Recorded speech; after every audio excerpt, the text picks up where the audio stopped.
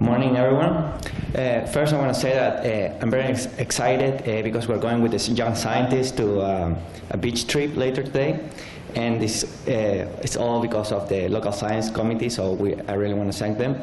So I really wanted to come today with the sandals and shorts, but we had a presentation from Professor Melita that she told us that we had to dress up for having a good presentation. So I don't know what I'm going to do in the beach like this.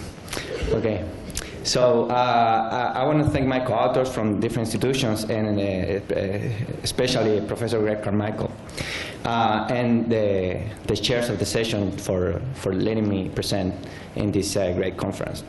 So today I'm going to talk to you about how Central American biomass burning can change the conditions and cause increased severity of tornadoes in the U.S. So I have to thank Professor Coren for a nice introduction on cloud invigoration and suppression. And so you have these invigoration effects where you have more aerosol, you tend to have more extreme updrafts, and you can end up with taller clouds and more precipitation. But there's a limiting effect that when you, as he mentioned, when you start getting more and more and more aerosol, in this case, in this paper, they show that the radiative effects start to take over, and then you get the suppression. So Jung Wang and co-authors, they found that so you have this AOD increase in the Gulf of Mexico, which it's due to Central American biomass burning, and there's the weather patterns that produce this severe weather in the U.S. They usually come and bring the smoke into the area, so they can interact with the storm, and they propose a method of invigoration for the extreme severity of this severe weather. So what we did is that we pick a case. In this case, it's the April 27, 2011 tornado outbreak, which it's been very thoroughly studied, as you can see, and by many metrics, this was the most significant outbreak since 1950. There was a total of almost 200 tornadoes that killed over 300 people that day. But I want to show you, if you look closely, the 4 and 5 tornadoes, which are the stronger ones, they were responsible of almost 90% of the deaths. So it's very important, you know, the severity of the tornado in terms of the impact of the outbreak. So we did WRF-Chem simulation, regional simulations, and we had a coarse domain to have all the sources of biomass burning affecting the area, and a 4-kilometer domain to try to resolve this severe weather. We're using the WRF-Chem model with full interactions of microphysics and radiation. I don't have the time to go to the details. We have a good biomass burning emissions that is constrained with satellite data, and but we're also using AOD data simulation to get a better aerosol load, so we have a more robust conditions. So this is an explanation on how this aerosol AOD works, aerosol simulation works. So we have the observation here. This is the model with fire, so you can clearly see the fires are representing the observation, but not really getting that high. And we have a simulation without fires, and it's not really showing much. So then when you do the simulation, you bring the loads much closer to the observations. So in this outbreak, here I'm showing the tornado locations, so you can clearly see, and this is the AOD observation, you can clearly see that all these back trajectories are coming from the smoke region. And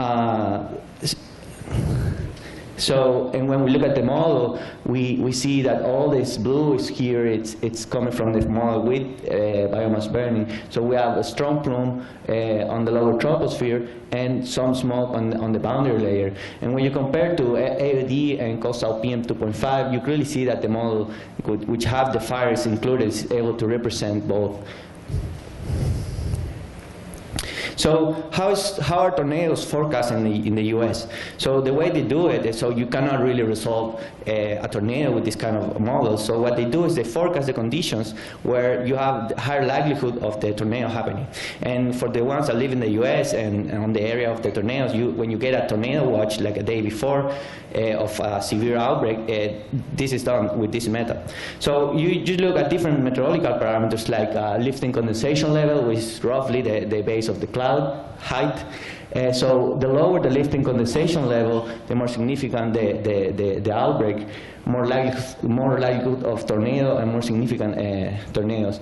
And then you look at the wind shear on the first kilometer layer, the highest one, it's more likely. And then you have these parameters, composite parameters that they take into account all these meteorological variables. And the higher the number, the higher the likelihood. So what we did is that we performed 2 simulations with the fires and data simulation and without the fires, and take the difference and see what's the change into these parameters. And we see significant differences. Much lower LCL with the fires, much higher shear, and the composite parameter gives you a higher chance. So we're really seeing that the smoke is increasing the likelihood of this tornado happening. And you can see the regional plots of these variables too. They show the same. And the asterisk is just showing the differences that are significant. So why, now that we established that we really have a strong effect, why is this difference happening? So is it storm invigoration as proposed in that previous paper? So at least in the model space, it seems not, because as you can see, precipitation patterns between these 2 simulations are not very different. Actually, there's a slightly lower precipitation, a slightly lower cloud top height. So it seems that what's happening here in the model space is there's some kind of suppression. So if it is not invigoration, then what's going on? So we had a clue. We found shallow clouds before the outbreak, so before the tornado starts or the supercells are generated. There's shallow clouds around 2 to 3 kilometer high, that you can clearly see them here in the MODIS retrieval. This is cloud optical depth, and then when you compare cloud optical depth between the model with and without fires, you clearly see a difference with higher cloud optical depth due to the indirect effects in the simulation with fires, and you can clearly see that it's much more closer to the observations, the simulation with fires. Then you have optical thicker clouds, you get less radiation to the ground. As you can see here, the simulation with fires. But when you compare to radiation measurement, you also see that it's much more closer to the observations, the simulation with fires. So then, how is this connected to these meteorological parameters? So you have lower downward radiation, which suppress heat fluxes and produce a more stable boundary layer, which is shown here by the lapse rate decrease. Then a more stable boundary layer is going to give you lower cloud heights, which is basically the LCL. And then since you have less mixing, you have a higher gradient between the winds on bottom and on top, so that will give you a higher wind shear, which is just the difference of those. So, but what about radiation absorption by soot? So there's a lot of, all people here know about this effect. And so what we did is that we did one additional simulation, which is shown in red in the middle. And the idea of this simulation is to turn off soot absorption. And you clearly see that the soot contributes around 40 to 80% of the enhancements in the tornado parameters. And how is this? So you have this thick layer on top of the clouds. So that layer, it's being heated, and then it's strengthening the Kaplan inversion. This is very similar to the effect that's been described in the stratocumulus. And then also, remember, you have optical thicker clouds, so the radiation is reflected back to this layer, and this is really intensified. So both the cloud thickening and the soot absorption are working together to give you even stronger effects. So now that we analyzed this case, we went to cases in 2003 and 2011 and just summarized it in these plots, so same variables, but then all tornadoes which are higher than a magnitude of 2 are plotted in this plot. And you can see that in general there's a tendency of decrease LCL, but shear is not very clear. Some go down, some go up, same for STP. But if you look closer, you'll see that that number on top is the number of tornadoes that happened that day that were above equal to, and for the episodes that had the highest number of tornadoes is when you see the clear effect. So we're really seeing here that for these stronger events, you have a strong influence of the smoke.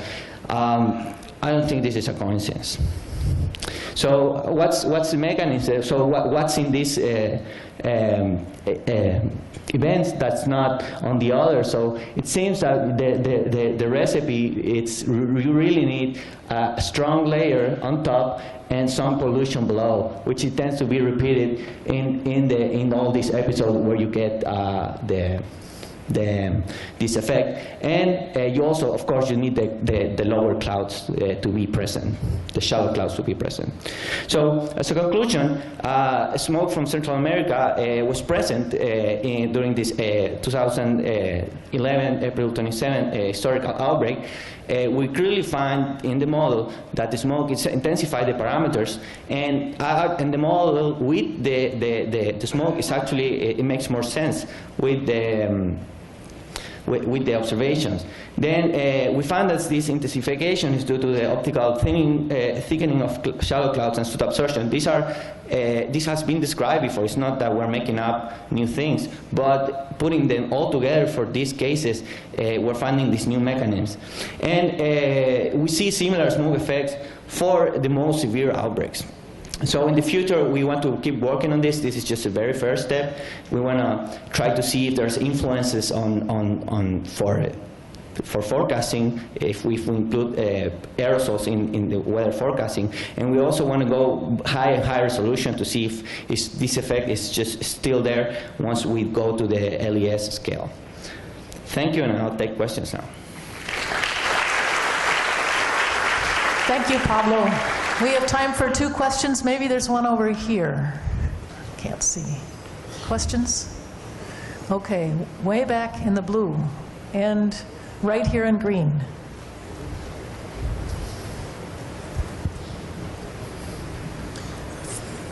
So first? Go ahead. Okay, so it's a fascinating relationship. But you would think if you're going to have a historical outbreak, you would have to have something historically interesting about the smoke coming in to that region at that time. Climatologically, is the kind of smoke that you were seeing going in particularly unusual, or are we talking about some kind of unusual meteorological condition that favors the production of that tornadoes? Yeah, so in terms of, on this outbreak at least, so you see that the black carbon loads are not very different compared to the other outbreaks. But I mean, so the main thing of the outbreak is the meteorological conditions. But you know, what the smoke is doing, it's kind of modulating that meteorological condition. So the first thing you really need the meteorological condition. So these levels of LCL and STP, even the simulation without fires, it's good enough to produce tornadoes. But then my question is, okay, maybe it's able to produce a tornado level 3. What about if that tornado, the smoke brought the level 3 to a level 4? And that small intensification, it can, you know, generate huge impacts. And up here? Yeah, I was wondering if how specific this effect is. Here we go. How specific this effect is, you think, to the Southeast United States? So in terms of topography, humidity, latitude, all of those effects in relation to where the smoke is coming from. So do you think that you would see a similar effect in other places in the world? That's a very good question. So we're just doing this case for now. We haven't looked at other places. My feeling is that if these conditions are met, that you have, you know, a smoke layer on top, some pollution below, I think you might be able to get a similar condition. So the other thing that I said that we want to look at is to other severe weather like hail or like strong winds. So that's another thing that we want to do. But yeah, we haven't looked at other locations on this effect. But similar effects have been found for, hurricanes and other weather conditions. So.